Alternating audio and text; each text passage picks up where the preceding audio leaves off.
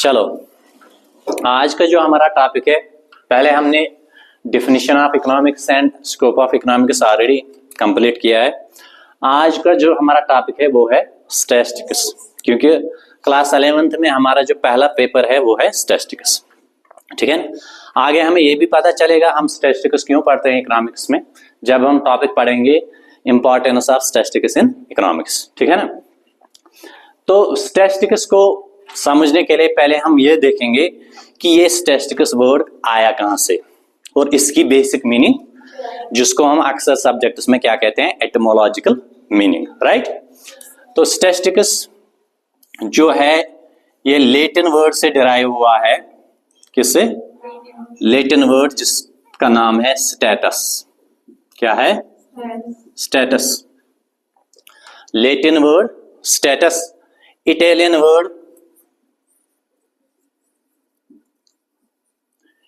Word जो है स्टैटिस। ठीक है। और जर्मन वर्ड स्टैटिस्टिक के लास्ट में। तो these are three terms from which statistics word is derived. So all have the same meaning, which is called as political state. What? Political state. Political state. यहां तक समझ आया? हम क्या पढ़ रहे हैं आज? शाबाश, स्टैटिस्टिक्स पेपर हमने पढ़ना शुरू कर दिया। ये क्यों पढ़ते हैं? क्योंकि क्लास 11th में पहला ही पेपर हमारा क्या है? स्टैटिस्टिक्स। अक्सर आप देखेंगे कि जब आप एजुकेशन पढ़ोगे वहां पे भी एक लेसन आप पढ़ते हैं, सोशियोलॉजी में भी आप पढ़ते हैं, और इकोनॉमिक्स में हमें बार बार स्टैटिस्टिक्स एज ए पेपर पढ़ना पड़ता है। क्योंकि जब भी हम स्टैटिस्टिकल कॉन्सेप्ट्स को समझते हैं, इकोनॉमिक कॉन्सेप्ट्स को, थ्योरी को समझते हैं, वहां हम स्टैटिस्टिक्स का यूज करते हैं उनको समझने के लिए। तो इसलिए पहले स्टैटिस्टिक्स की नॉलेज, इसकी बेसिक नॉलेज होना हमारे लिए जरूरी है। तो इसलिए पहले ही हम स्टार्ट कर रहे हैं आज स्टैटिस्टिक्स पेपर।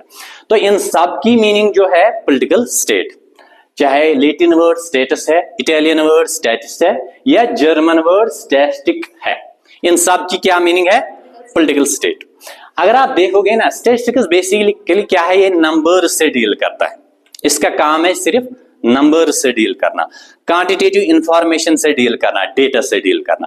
एक ऐसा सब्जेक्ट जो बजाय नंबर्स, क्वांटिटेटिव डेटा से, क्वांटिटेटिव इंफॉर्मेशन से डील करता है, उसकी जो एटिमोलॉजिकल मीनिंग वो पॉलिटिकल स्टेट। अजीब नहीं लगता आपको? है ना।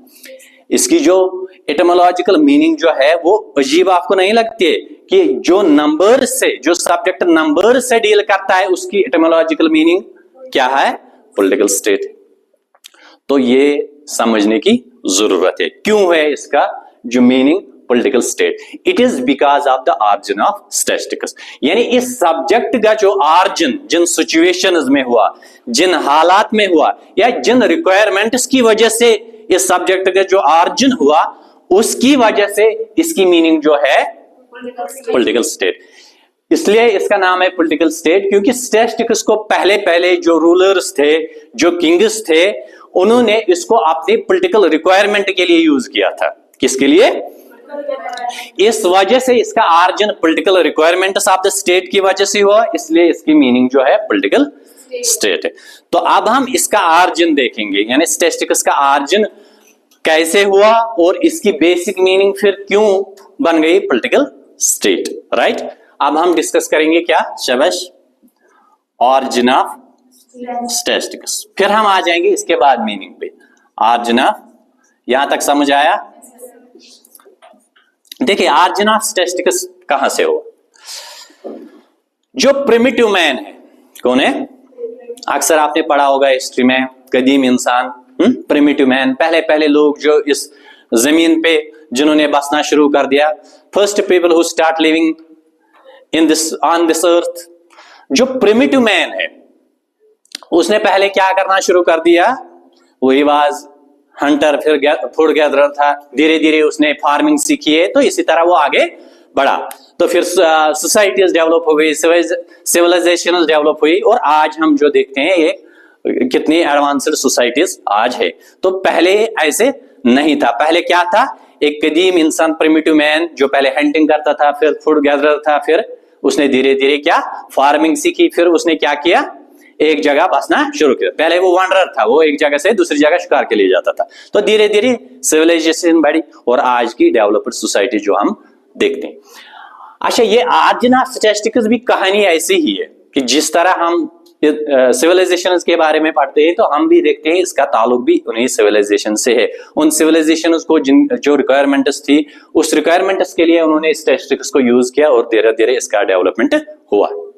अब देखिए, पहले जो क्या था, ये जो प्रिमिटिव मैन है पहले ये बहुत कम तादाद में थे, इनकी पॉपुलेशन बहुत कम थी, इसलिए इनको जरूरत नहीं थी कि हम जिस लैंड पे रह रहे हैं उसको डिमार्केट करें। यानी इस यहाँ गई चोन यहाँ गई मेन पोलिटिकल साइंस में पढ़ान कि स्टेट कित गो स्टार्ट, तक थ्योरी पढ़ान सोशल कंट्रैक्ट थ्योरी, पे one might it is right, यानी जिसकी बहस उसकी लाइट, यमिस यूता ताकत तम कोर तीस जमीनस पे कब्ज।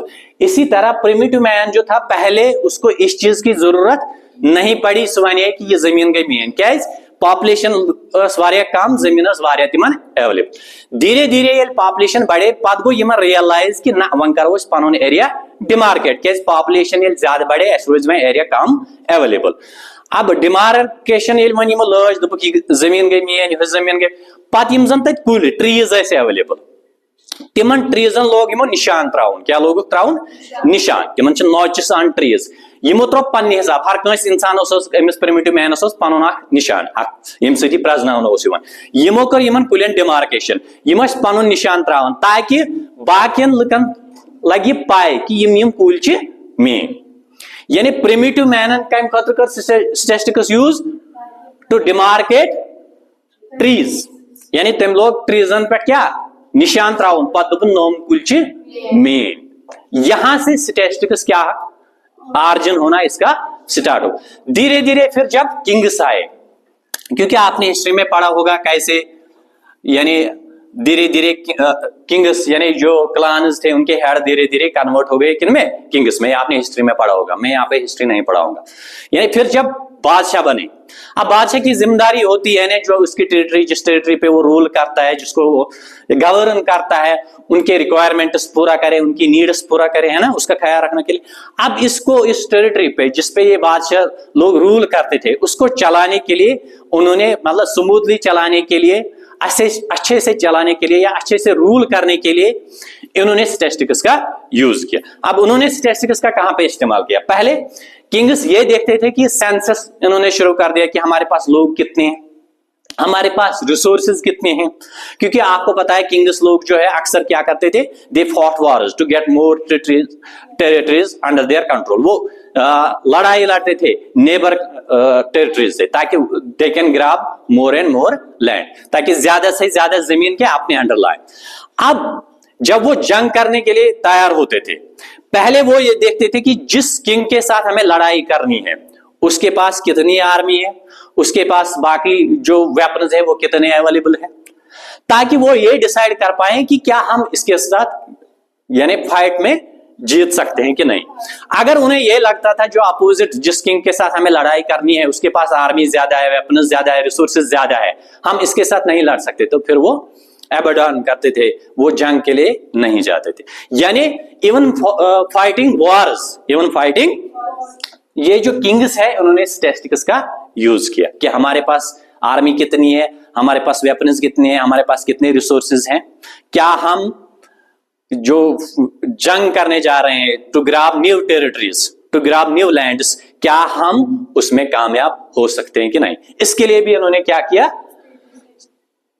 स्टैटिस्टिक्स का यूज किया। तो ये एक और स्टेप, एक तो प्रिमिटिव मैन ने क्या किया, नॉच ऑन ट्रीज को डिमार्केट करने के लिए ताकि so that they can say कि दीज आर माइन। उसके बाद किंग्स ने स्टैटिस्टिक्स का यूज किया क्या, ये वार्स पर्पस के लिए।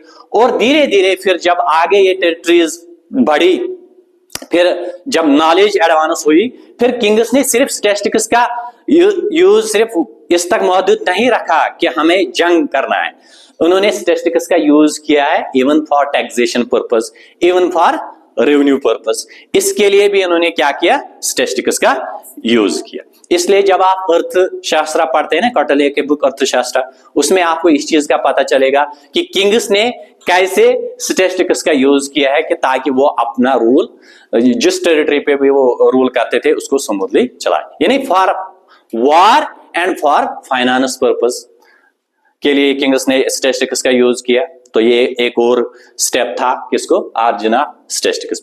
तो धीरे धीरे जब हम आगे बढ़ते हैं, जब हम मिडिल पीरियड ऑफ हिस्ट्री में आते हैं, उसमें हम ये देखते हैं कि बादशाह, ये जो अकबर बादशाह था उसका एक मिनिस्टर था जिसको बोलते थे क्या, तोदरमल। ये रेवेन्यू मिनिस्टर था। तोदरमल ने भी इस स्टैटिस्टिक्स का यूज किया है टैक्सेशन पर्पस के लिए। तो ये एक और स्टेप है ऑरिजिन ऑफ स्टैटिस्टिक्स के लिए। तो धीरे धीरे जब सोसाइटी मोर डेवलप्ड हो गई है ना, फिर लोगों की जरूरियात भी बढ़ गई, तो डे बाय डे जब एरियाज ऑफ जो यूज है स्टैटिस्टिक्स के वो भी बढ़े। अब स्टैटिस्टिक्स सिर्फ वार के लिए नहीं है, फाइनेंस पर्पस के लिए नहीं है, सिर्फ टैक्सेशन के लिए। अब वो कोई भी एरिया नहीं है करंट पीरियड में जहां पे हम स्टैटिस्टिक्स का यूज, चाहे वो स्कूल हो, कॉलेजेस हो, यूनिवर्सिटीज हो, हॉस्पिटल्स हो, गवर्नमेंट हो, कोई भी इदारा हो, इवन के आवर होम्स, हर जगह स्टैटिस्टिक्स का इस्तेमाल होता है। अब आप देखते हैं, क्योंकि स्टैटिस्टिक्स का जो पहला यूज वो political requirement of the state हुआ था, पॉलिटिकल रिक्वायरमेंट ऑफ किंग्स ने किया, उस पर्पस के लिए स्टैटिस्टिक्स का यूज किया, एडमिनिस्ट्रेटिव पर्पस के लिए इसका यूज हुआ पहले। तो इसलिए स्टैटिस्टिक्स की मीनिंग क्या है, पॉलिटिकल स्टेट, जो कि बाज़ाहिर हमें ये लगता था अजीब है। आपने वो मोगली की फिल्म देखी होगी, है ना, एक छोटा बच्चा जंगल में पड़ा, फिर उन जानवरों के साथ पला बड़ा। तो धीरे धीरे पहले जब उन्होंने जो पहली आवाज निकाली वो कौन सी निकाली होगी, वो हमारे बच्चे जो हमारे घर में होते हैं वो थोड़ी कहेगा मम्मी, मम्मा पापा, तो उसने क्या आवाज की होगी, जो बेड़ियों के साथ वो रहा, उन्होंने जो साउंड उसको सिखाई वही कहा होगा। दैट मीन्स जो हमारे, जहां पे हम आर्जन जो हमारा होता है, जहां पे भी हमारा आर्जन होता है, वहां पे सिचुएशन, वो सराउंडिंग्स हम पे इंपैक्ट डालती है। इस वजह से ही, क्योंकि स्टैटिस्टिक्स का आर्जन कहा हुआ, administrative requirements of state, political requirements of state, है ना, इसलिए इस स्टैटिस्टिक्स का नाम क्या पड़ा, इसकी एटिमोलॉजिकल मीनिंग क्या पड़ी, पॉलिटिकल स्टेट। अब समझ आया यहां से। तो this was the statistical etymological meaning and origin of statistics. अब हम आ जाएंगे किस पे, अब क्या रह गया, डिफिनीशन, यानी व्हाट इज स्टैटिस्टिक्स, डिफिनीशन। अगर आपने आज तक स्टैटिस्टिक्स लोअर क्लास में कहीं पढ़ा है तो आपको पता है, हम अक्सर जब हम डिफाइन करते हैं स्टैटिस्टिक्स को, हम इसको दो सेंसेस में डिफाइन करते हैं। कितने सेंसेस में, कौन कौन सा, शाबाश, कौन कौन सा सेंस होता है, एक होता है सिंगुलर सेंस, क्या होता है, सिंगुलर सेंस, और दूसरा क्या होता है, प्लूरल सेंस, ठीक है ना। तो स्टैटिस्टिक्स को जब भी डिफाइन किया जाएगा, इसको दो सेंसेस में डिफाइन किया जाएगा। One is called as singular sense and another is plural sense. Definition समझने से पहले मैं आपको पहले एक टर्म डिफाइन करूंगा, उसको समझेंगे पहले, फिर हम डिफिनीशंस पे आ जाएंगे। वो है डेटा। क्या है, जिसको हम आम डाटा बोलते हैं, ये है डेटा। क्या है, डेटा किसको बोलते हैं, शाबाश,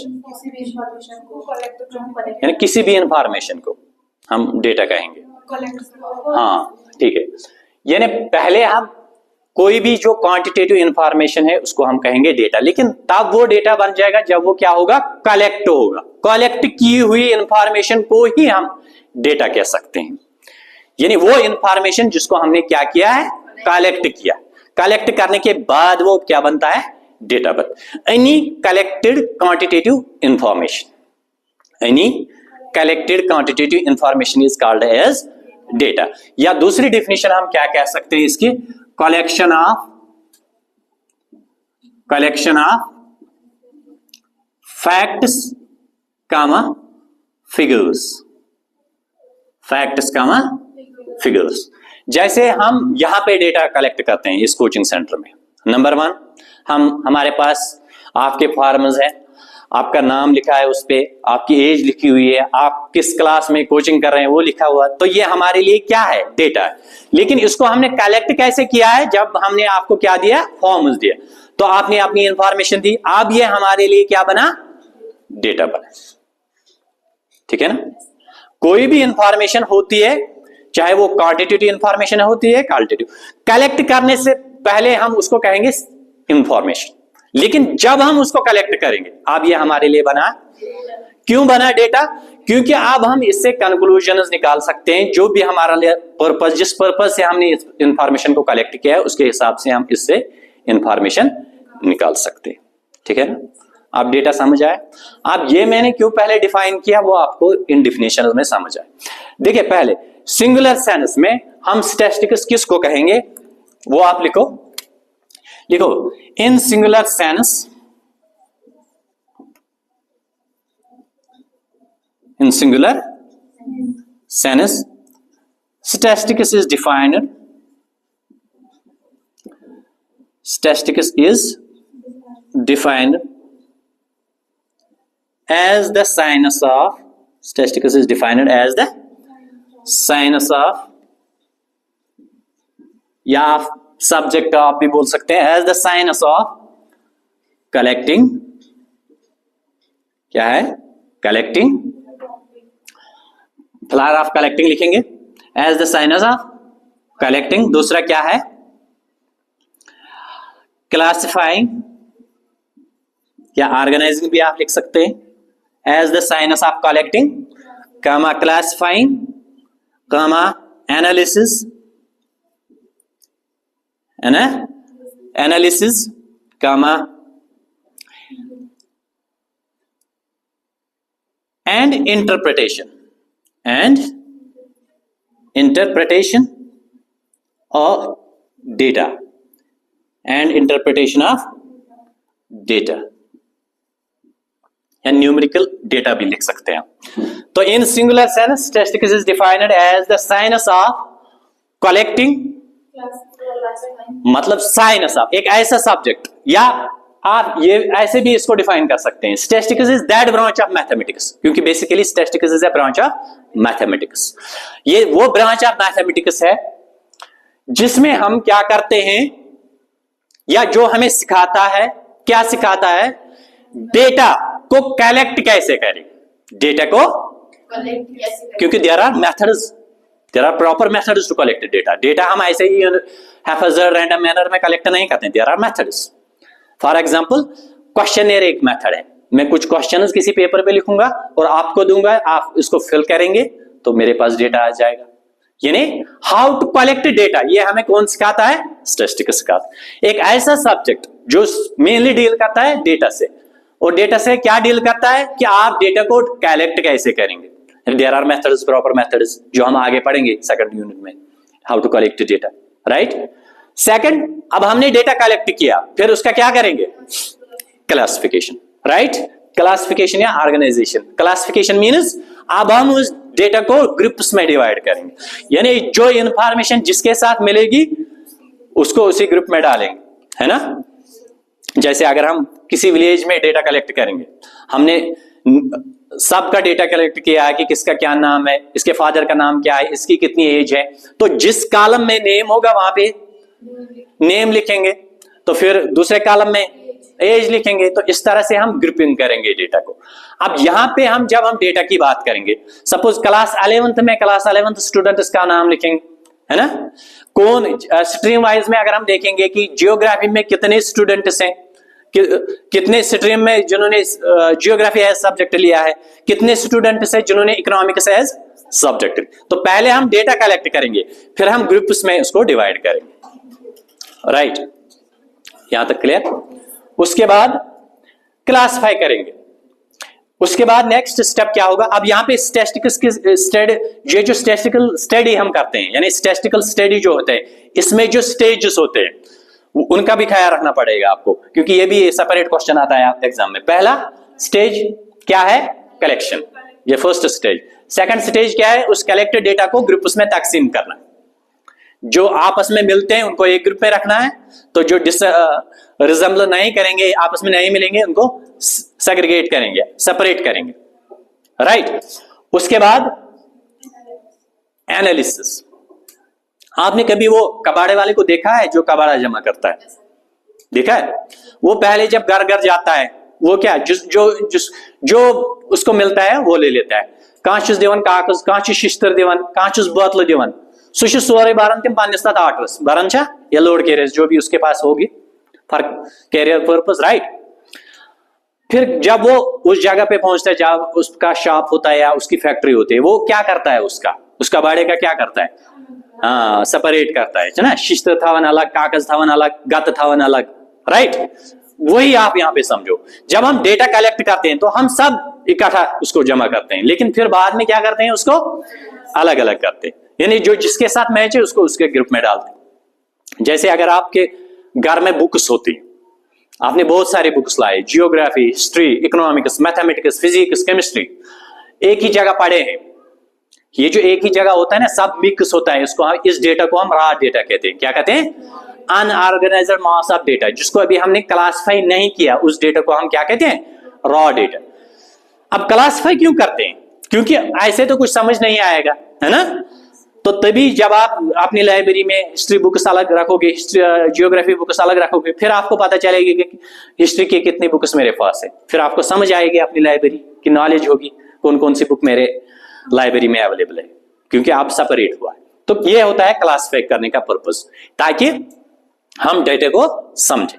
उसके बाद आगे जाएंगे, क्योंकि फाइनली जो मकसद होता है ना डेटा कलेक्ट करने का मकसद, एक इंफॉर्मेशन उससे डिराइव करनी है, एक कंक्लूजन उससे डिराइव करना होता है। उस कंक्लूजन तक पहुंचने के लिए हमें कुछ स्टेप्स के थ्रू गुजरना होता है। पहले हम डेटा को क्या करते हैं, फिर क्या करते हैं? क्लासिफाई। अब आया एनालिसिस। एनालिसिस। अब एनालिसिस क्या होता है? इसका मतलब हम डेटा प्रेजेंट करते हैं। क्या करते हैं? अब प्रेजेंट करने के जो तरीके हैं वो हमें आगे बढ़ेंगे डिटेल में, लेकिन यहां पे कभी हम डेटा टेबल फॉर्म में लिखते हैं, कभी ग्राफिकल फॉर्म में, कभी डायग्राम फॉर्म में दिखाते हैं, ठीक है ना। तो ये होता है प्रेजेंटेशन। अब ये जो टेबल थ्रू हम डेटा दिखाते हैं या ग्राफ थ्रू हम क्या क्यों दिखाते हैं? ताकि हम इस डेटा को समझे। जैसे अगर हम ग्राफिकली ये डेटा दिखाएंगे, अगर फिर हम एक कर्व बनाएंगे उस डेटा की, अगर वो कर्व सीधे ऊपर जाती है तो हम ये देखेंगे कि इस डेटा में इंक्रीजिंग ट्रेंड है। क्या है? अगर कोई कर्व ऊपर से नीचे जाती है तो हमें ये समझ आता है कि हाई से नीचे जा रहा है वैल्यू, तो उससे हम डेटा को समझने की कोशिश करेंगे। सपोज आज तक आपने कितने 10 क्लासेस पढ़ा है, ऑलरेडी एग्जाम दिया है। अगर आप अपने मार्क्स का एक ग्राफ बनाओगे, आप देखोगे कि मेरे मार्क्स का ग्राफ ऊपर जा रहा है, तो आप ये समझोगे कि मैं डे बाय डे इंप्रूव कर रहा हूं, मेरी परफॉर्मेंस में क्या आ रहा है? इंप्रूवमेंट, क्योंकि आपका मार्क्स का ग्राफ क्या जा रहा है? ऊपर जा रहा है। तो ये जो मार्क्स का ग्राफ आपने बनाया है, ये होता है एनालिसिस ऑफ डेटा। यहां आप डेटा को समझने की कोशिश कर रहे हैं। अगर आपके मार्क्स का ग्राफ नीचे जा रहा है, यानी पहले आपके 80% थे, अब 70 है, नीचे जा रहा है, तो आपको अपने आप को ये देखना है कि मेरी परफॉर्मेंस नीचे क्यों जा रही है। तो आप अपने मार्क्स के डेटा को समझने की कोशिश कर रहे हैं। अब चूंकि टेबल ग्राफ जो होता है, इसमें बहुत सारी चीजों की नॉलेज होनी चाहिए, कौन सा ग्राफ यूज करें, है ना, और इसमें टाइम भी लगता है समझने के लिए। इसलिए हमारे पास कुछ मैथमेटिकल मेथड्स है। क्या है? जैसे जिसको आपने अरिथमेटिक में पढ़ा है, मीन है, मीडियन है, मोड है, तो वो भी हम डेटा को यूज करके उससे हम क्या डेटा में से एक सिंगल इंफॉर्मेशन निकाल सकते हैं। तो वो भी होता है क्या? एनालिसिस। वो भी होता है क्या? यानी using different mathematical methods to reduce huge mass of data into single figure so that we can understand that single figure on. क्या सोरी डेटा शुन याद रोजन। आज वुचो तुम आज कुता दुनिया मज डेटा आसान साइन कंप्यूटर मज साइन एप्सन मज, उस डेटा को अगर आप देखेंगे उससे आपको कुछ पता है, उस पे टेबल बनाना भी डिफिकल्ट होता है, उस पे ग्राफ बनाना भी डिफिकल्ट होता है, क्योंकि बहुत लार्ज मास ऑफ डेटा है, कॉम्प्लेक्स डेटा जिसको हम बोलते हैं। तो इसलिए कॉम्प्लेक्स डेटा पे हम क्या यूज करते हैं? आज का जो ट्रेंड है, हम क्या यूज करते हैं? Mathematical methods, mean, median, correlation find करते हैं। तो ऐसे बहुत सारे स्टैटिस्टिकल डिवाइसेस हैं जो आप आगे पढ़ेंगे इसमें भी और हायर क्लासेस में भी। तो फिर एनालिसिस में क्या होता है? स्टेप, यानी इस डेटा को प्रेजेंट करना through table, through graph, through diagram या सर्टेन मैथमेटिकल मेथड्स यूज करके इस इंफॉर्मेशन को रिड्यूस करना है टू सिंगल फिगर, राइट? उसको कहते हैं एनालिसिस। जो ऑलरेडी आपने मैट्रिक में मैथमेटिक्स में किया है, दैट इज कॉल्ड एनालिसिस। उसके बाद आता है लास्ट स्टेप और final step, that is called interpretation of data. जो अब आपने सिंगल फिगर निकाला, मोड, मीडियन वगैरह, उसको समझने की कोशिश करना है। सपोज अगर आप अपनी मार्क्स का मीन निकालेंगे, आज तक जो भी क्लासेस में आपको मार्क्स आए, तो अगर आपके मार्क्स का मीन 400 500 निकल रहा है, तो आप ये समझेंगे कि मैंने हर क्लास में क्या अच्छा परफॉर्म किया। मेरे मार्क्स जो है उनकी एवरेज जो बनती है वो ऑलमोस्ट क्या डिस्टिंक्शन बनती है या डिवीजन, फर्स्ट डिवीजन में आते हैं। तो आप ये समझोगे उससे कि मैंने अच्छा परफॉर्म किया अपनी क्लासेस में। लेकिन अगर आपका मीन ऑफ मार्क्स 200 निकलता है, 250 निकलता है, 150 निकलता है, इसका मतलब आप बेयरली पास हो गए हो क्लासेस में। तो ये होता है इंटरप्रिटेशन ऑफ डेटा, यानी जो फाइनल फिगर मिलती है हमें बाय एनालिसिस, जो हम डेटा को रिड्यूस करते हैं सिंगल फिगर में, जिसको हम रिप्रेजेंटेटिव वैल्यू बोलते हैं, सिंगल फिगर में रिड्यूस करते हैं, उस डेटा को समझने की कोशिश करते हैं। जब आप डॉक्टर के पास जाते हैं तो वो आपको कुछ टेस्ट रिकमेंड करता है ना। तो टेस्ट वाला क्या करता है, सैंपल ले लेता है, ब्लड सैंपल ले लेता है, फिर वो आपको टेस्ट करता है। फिर डॉक्टर ये देखता है कि आपका वैल्यू क्या आया, फिर यहां से रेंज देखता है क्या ये नॉर्मल में आता है कि नहीं। अब वो नॉर्मल कैसे तय करते हैं डॉक्टर लोग, वो नॉर्मल कैसे सेंड करते हैं, वो जो नॉर्मल रेंज होता है या बायो रेफरेंस रेंज, वो कैसे सिलेक्ट हुआ है, वो ऐसे तय हुआ है कि वो टेस्ट पहले लोगों पे किए गए हैं, फिर देखा गया है कि मोस्ट ऑफ द लोगों में जो है ये रेंज आया है, तो फिर वही नॉर्मल माना गया। जैसे हमारा जो जब हम बॉडी टेम्परेचर मेजर करते हैं, तो हमें कैसे पता है 90 डिग्री 98 डिग्री क्या है, नॉर्मल है, कैसे पता चला? क्योंकि पहले जब ये डॉक्टर लोगों ने क्या किया, इस पर रिसर्च किया, बहुत सारे लोगों का बॉडी टेम्परेचर मेजर किया, तो जब बहुत सारे लोगों का बॉडी टेम्परेचर 98 आया, तो फिर इसी को माना क्या, नॉर्मल। ठीक है ना। देखिए यहाँ पे भी जो MBBS लोग करते हैं वो भी स्टैटिस्टिक्स का यूज करते हैं, ठीक है ना। बल्कि मैंने कुछ टेस्ट जो देखे लंग्स टेस्ट में, वहां पे वो ये देखते हैं कि लंग्स ठीक है, उसके लिए कुछ टेस्ट होते हैं। जैसे एक टेस्ट है आयो, उस टेस्ट में हम जेड स्कोर देखते हैं। जेड स्कोर एक स्टैटिस्टिकल टूल है, एक स्टैटिस्टिकल टेस्ट है, यानी उस स्टैटिस्टिकल टेस्ट को यूज करके ये जो डॉक्टर लोग भी देखते हैं कि क्या पेशेंट नॉर्मल है कि नहीं, राइट। तो कहने की बात यह है कि जब आपने डेटा को रिड्यूस किया है सिंगल फिगर में, फिर आप उसको समझने की कोशिश करते हैं कि इसकी मीनिंग क्या है, इसकी मीनिंग क्या है। तो यही फाइनल पर्पस होता है स्टैटिस्टिक्स के, यानी पहले डेटा कलेक्ट करना, फिर उसको क्लासिफाई करना, फिर उसको एनालिसिस करना, यानी स्टैटिस्टिकल ऑपरेशन उस पर परफॉर्म करना, फिर लास्ट उसको रिड्यूस करना है सिंगल फिगर में, फिर उस सिंगल फिगर से कंक्लूजन्स ड्रा करते हैं, और कंक्लूजन्स ड्रा करते हैं फिर हम उसको रियल लाइफ में यूज करते हैं, राइट।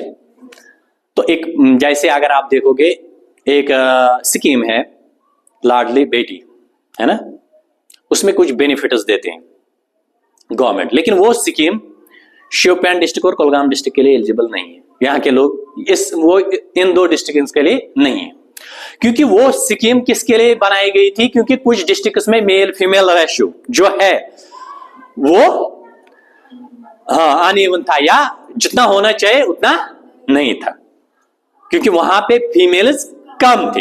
अब उस डिस्ट्रिक्ट के लिए फीमेल रेशियो को ठीक करना या फीमेल पॉपुलेशन को बढ़ाने के लिए वहां पे कुछ इंसेंटिव्स गवर्नमेंट ने दी, लेकिन शिपियान और कुलगाम के लिए ऑलरेडी ये रेशियो ठीक है, तो यहाँ पे जरूरत।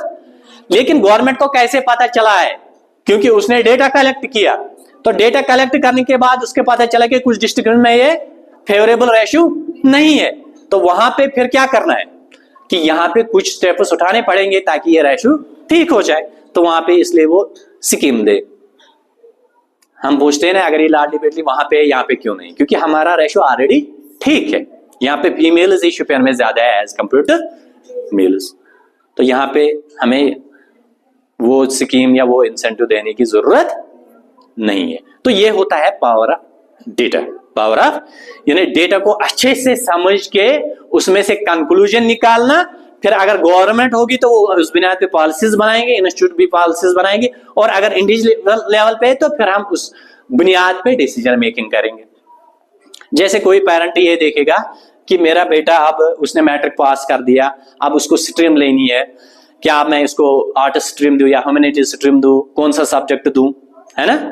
तो या वो उससे पूछेगा कि आपका इंटरेस्ट किस में ज्यादा है, या वो ये देखेगा इसने मार्क्स किस में ज्यादा लाए, क्या इस मैथमेटिक्स में ज्यादा मार्क्स आए, साइंस में ज्यादा मार्क्स आए, या सोशल साइंस में मार्क्स ज्यादा आए। तो उस बुनियाद पे वो डिसाइड कर सकता है कि इसको मुझे कौन सा सब्जेक्ट देना चाहिए। उसे पता चल जाएगा उस पेरेंट को कि ये किस फील्ड में इंटरेस्टेड है और एक्सेल करेगा। तो this is the on the basis of data we take decisions, right. समझ आया। तो क्या किया हमने डिस्कस कि स्टैटिस्टिक्स वर्ड एटिमोलॉजिकल मीनिंग ये कहां से आया, वहां पे मैंने 3 लैंग्वेज का नाम लिखा, लैटिन, इटालियन, जर्मन, और सब की मीनिंग पॉलिटिकल स्टेट। अब पॉलिटिकल स्टेट क्यों पढ़ा? बिकॉज ऑफ ऑरिजिन, जिन सिचुएशंस में, जिन हालत में इसका ऑरिजिन हुआ और जिस पर्पज के लिए इसका यूज पहले किया गया, उस वजह से इसका नाम ये पड़ा political state. Because first statistics was used for the political requirements of the state, that is why it is called as political state. And second, we study about the definition of statistics. And in the definition part, we say that we define statistics in 2 senses. One is called a singular sentence, and another is the singular sentence we have done. Plural sentence will be done tomorrow. In singular sentence, हमने कहा statistics एक ऐसा subject है जो हमें सिखाता है कि डेटा को कलेक्ट कैसे करें, उसको क्लासिफाई कैसे करें, उसको एनालिसिस कैसे करें, और फिर उससे सिंगल फिगर निकाल के उसको कैसे समझे। ठीक है ना, समझ आया, क्लियर। कोई क्वेश्चन, कोई ऐसी टर्म मुझसे छूटी है जो हम जिसके मीनिंग मैंने नहीं बोली या जिसको मैंने एक्सप्लेन नहीं किया? देखिए, फर्स्ट इंपॉर्टेंट होता है you should be attentive listeners, active listeners जिसको हम बोलते हैं। अगर कहीं पे आपको ये लगता है कि ये मुझे समझ नहीं आया, तो communicate with the teacher, sir यहाँ पे समझ नहीं, या फिर से बोलो इसको, ठीक है ना।